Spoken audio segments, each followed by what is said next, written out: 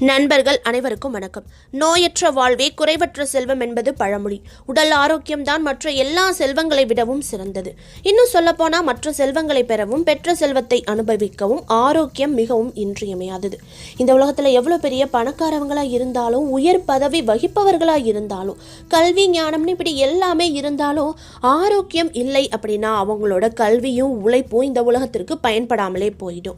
ஆரோக்கியம் இல்லையெனில் திறம்பட செயலாற்ற முடியாது. அதைத்தான் நம்முடைய முன்னோர்கள் சுவர் இருந்தால்தான் சித்திரம் வரைய முடியும் அப்படின்னு சொல்லியிருப்பாங்க.